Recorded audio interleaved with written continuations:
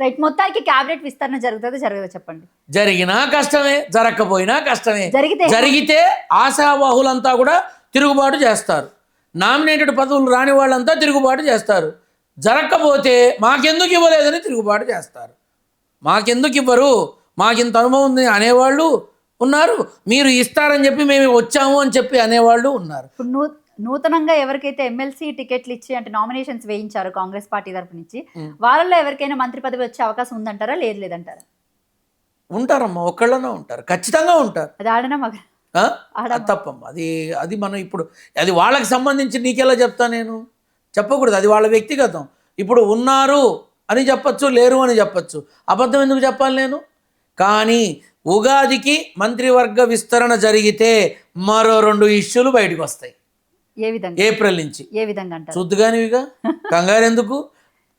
ఇప్పుడు కొంతమంది కినుకు వహిస్తారు, కొంతమంది తిరుగుబాటు చేస్తారు, కొంతమంది విమర్శలు చేస్తారు, మళ్ళీ అంతర్గత రచ్చ మొదలవుతుంది.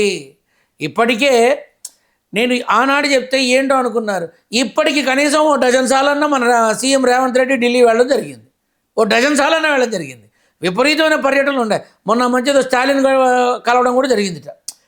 వింతే, ఇది నడుస్తూనే ఉంటుంది. ఇది ఏ రకమైన వాళ్ళుగా ప్రభుత్వంలో పాలనలో ఇక అవన్నీ చూసుకుంటూ ముందుకెళ్ళటమే. కాకపోతే ఏమాత్రం అనుభవం లేని వాళ్ళు కూడా మంత్రి అవుతారు. ఈ ఒక్క విషయం నువ్వు అర్థం చేసుకో, ఏమాత్రం అనుభవం లేని వాళ్ళు కూడా మంత్రి అవుతారు. నేను ఇంకెంతకన్నా ఏం చెప్పలేను ఇప్పుడు, అది సంగతి. అయితే ఇందులో ఇంకొకటి మెయిన్ ఏంటంటే ఇష్యూస్ని డైవర్ట్, అంటే ఈ ఇచ్చిన 6 పథకాలని డైవర్ట్ చేయడానికి, హామీలను పక్కన పెట్టడానికి రోజుకొక రకంగా ప్రభుత్వం తరపు నుంచి ఎవరైతే మెయిన్ వ్యక్తి ఉన్నారో ఆయననే కంప్లీట్గా ఈ ఇష్యూస్ని క్రియేట్ చేస్తున్నారని అనుకోవచ్చా? మరి ఏంటి?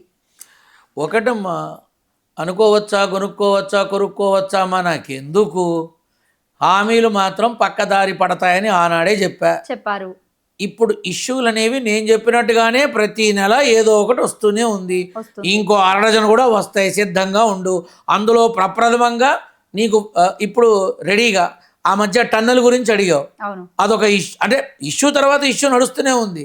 ఇప్పుడు మంత్రివర్గ విస్తరణ, దానికి ముందు బెట్టింగ్ యాప్, దీని తర్వాత మొన్న ఎప్పుడో ఒక ఆడపిల్ల మీద అత్యాచారం జరిగితే ఆ పసిబిడ్డ ట్రైన్లో నుంచి దూకేసిందిట. ఇప్పుడు ఈ ఇష్యూ మరింత బలవంతంగా గట్టిగా మాట్లాడినా ఆశ్చర్యం లేదు. అసెంబ్లీ సమావేశాల గురించి రచ్చ అవుతుంది. ఇది కంటిన్యూ. ఇప్పుడు ఏదైతే ఈ ఎమ్మెల్యేల యొక్క మొన్న మధ్య ఒకటి విన్నా నేను, పార్టీ మారిన ఎమ్మెల్యేల మీద ఏ రకంగా చర్య ఉండబోతోంది అని, అదొక ఇష్యూ రాబోతోంది. అయితే ఇక్కడ నేను మెయిన్గా అసలు ప్రస్తావించాల్సింది ఈ విషయమే. అటు ఇటు కాకుండా మధ్యలో నసుకుతున్నారు కొంతమంది ఎమ్మెల్యేలు. ఇందులో పటాన్ చెరుకు సంబంధించిన ఎమ్మెల్యే మెయిన్ కాసేపు బీఆర్ఎస్ అంటాడు, కాసేపు పోయి మళ్ళీ రేవంత్ రెడ్డిని కలిసి వస్తాడు ఆయన. ఇటు దానం నాగేందర్, కాసేపు ఏమో నాకు అంటే ఏమర్థమైంది మీకు? నేను చెప్పినవన్నీ కనబడుతున్నాయా? 11 మంది ఎమ్మెల్యేలతో ఆట మొదలవుతుందని. గోపీలు 11 మంది ఎమ్మెల్యేల వల్ల మన సీఎం రేవంత్ రెడ్డికి తలకాయ నొప్పి ఉంటుంది అన్న.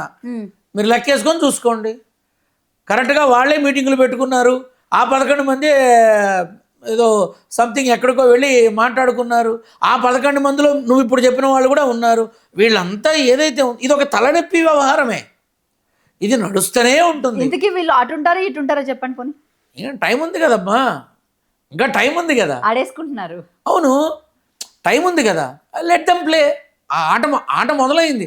మంత్రివర్గ విస్తరణ తర్వాత ఆటలో రంగుతరం ఇంకా బ్రహ్మాండంగా ఉంటుంది. అప్పుడు నేను గుర్తుంటే మళ్ళీ చెప్తాను. గుర్తుండడం మీరు ఇక్కడికి వస్తారు, నేనే చెప్తున్నాను అది.